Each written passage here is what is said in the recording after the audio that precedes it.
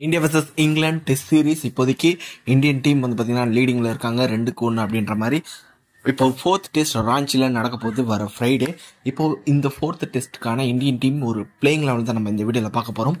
Indian டீமை பொறுத்த வரைக்கும் பெருசாக எந்த ஒரு சேஞ்சஸும் இருக்கிறதுக்கான வாய்ப்பு கிடையாது. ஏன்னா 2 பேக் டு பேக் மேட்ச் வந்து பார்த்தீங்கன்னா ஜெயிச்சிருக்காங்க.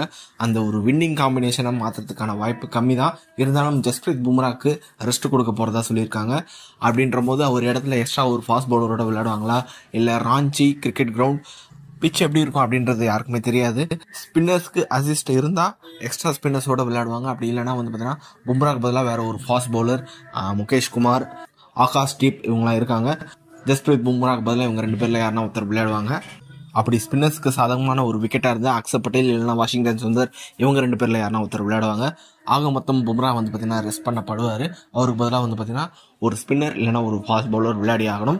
அதுக்கப்புறம் இன்னும் ஒரு கொஸ்டின், கேஎல் ராகுல் ஃபிட்டா இல்லையா அப்படின்றது வந்து பார்த்தீங்கன்னா இன்னும் அஃபிஷியலாக எந்த ஒரு அப்டேட்டும் வரல. அவர் வந்து பார்த்தீங்கன்னா இப்போதைக்கு மும்பை ஏர்போர்ட்டில் வந்து பார்த்தீங்கன்னா பார்த்ததா சொல்லியிருக்காங்க. எதுக்காக அவர் மும்பை ஏர்போர்ட் வந்தார் அப்படின்றதெல்லாம் தெரியல. ஒருவேளை வந்து பார்த்தீங்கன்னா கேஎல் ராகுல் ஃபிட் ஆகிட்டார்னா எந்த ஒரு பிரச்சனையும் கிடையாது.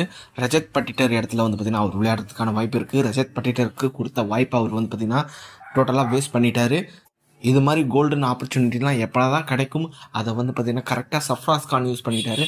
ஆனால் ரஜத் பட்டிட்டரோட ஒரு பேட் லக், அவர் சரியாக யூஸ் பண்ணிக்கல இந்த ஒரு சான்ஸை. அப்படின்றதுனால இந்தியன் டீமுக்கு பெருசாக வந்து பார்த்தீங்கன்னா ப்ரெஷர் இருக்காரு. ஸ்ட்ரெயிட்டாகவே ரஜத் பட்டிட்டரை தூக்கிட்டு அந்த இடத்துல கேஎல் ராகுலை விளையாட வைப்பாங்க. ஒருவேளை கேஎல் ராகுல் ஃபிட்டாக இல்லைனா ரஜத் பட்டிட்டருக்கு இன்னும் ஒரு வாய்ப்பு கிடைக்கும். இந்த ஒரு சேஞ்ச் நடக்கணும்னா கேஎல் ராகுல் ஃபர்ஸ்ட்டு ஃபிட்டாக இருக்கணும். அதை பற்றின ஒரு அப்டேட் எதுனா அது கிடைச்சா நான் வந்து பார்த்தீங்கன்னா அப்டேட் பண்ணுறேன்.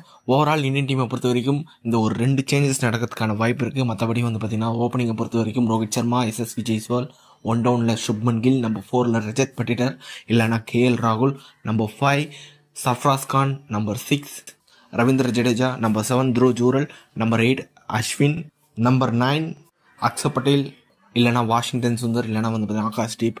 பும்ரா இல்லாததுனால இவங்க 3-4 பேருக்கு வந்து பார்த்தீங்கன்னா ஓப்பன் ஆகிருக்கு கேட்டு. ஓகே, அடுத்து நம்பர் 10 அண்ட் 11 வந்து பார்த்தீங்கன்னா குல்தீப் யாதவ், சிராஜ். இதுதான் இந்தியன் டீமோட ஒரு பிளேயிங் லெவலாக இருக்கும் இங்கிலாந்துக்காக இன்ஸ்டா ஃபோர்த் டெஸ்ட்டை பொறுத்த வரைக்கும். உங்களை பொறுத்த வரைக்கும் ஜஸ்பிரீத் பும்ரா ரெஸ்ட் செய்யப்பட்டால் யார் விளையாடினா நல்லாயிருக்கும் அப்படின்றது வந்து கமெண்ட் பாக்ஸில் டைப் பண்ணுங்கள். ரஜத் பட்டிட்டருக்கு இன்னும் ஒரு வாய்ப்பு தரலாமா அப்படின்றதையும் வந்து பார்த்தீங்கன்னா கமெண்ட் பாக்ஸில் டைப் பண்ணுங்கள்.